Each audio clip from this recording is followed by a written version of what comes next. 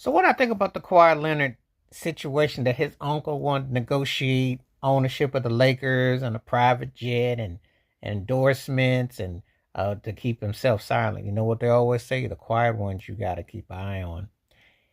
But the guy is very polarizing in the fact that he's one of the greatest players ever. And when he plays, um, I ain't mad with Kawhi Leonard. I ain't mad with him. And I think Pablo Torres, you kind of put this underneath your hat and keep it moving. I don't know why it's a big deal. First of all, let me use some logic. Steve Bannon, who bought the Clippers from Donald Sterling's races behind, and Robert Sarver and Phoenix's races behind. The NBA don't want no scandal. Now, they don't want no one to really question their paper game, even though you remember when the pandemic went down, the Lakers took out the PPL loan, and you remember that dude that worked for Trump said, I don't think they can with the money. Where's the money coming from? There's money, they make money through corporate sponsors, etc.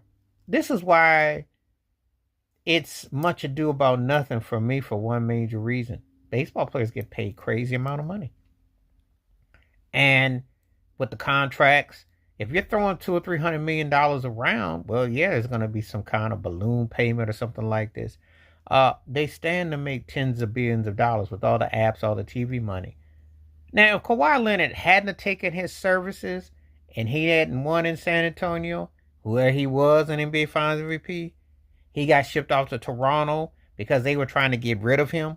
I think one of the reasons why I got to give Kawhi Leonard an out on this is because I saw what Popovich and them did. He was hurt, and he did take a nasty, unfortunate spill against Golden State, which was a thuggery move. Andrew Bogut hit him in his leg. We don't know. I'm not saying they would have beaten Golden State, but they were up by 25 in the third quarter. We'll never know how that would have turned out if he wasn't the same. So you can run the risk of a serious injury. He goes to Toronto, another country. Pay attention. They're setting up global enterprises around the world. He wins a chip. He shuts the haters up. Because it was like a running joke. And I have this running joke that when they want to get rid of you, they send you to El Salvador, somewhere where you ain't going to be heard from again. And he proved them wrong. They had to eat crow. So he demands the Lakers give him this and give him that. Why not? Sure, why not? Coming to America, why not?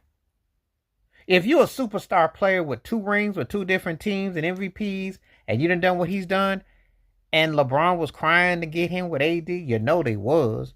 Why not?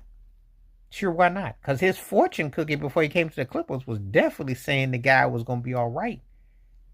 I ain't tripping about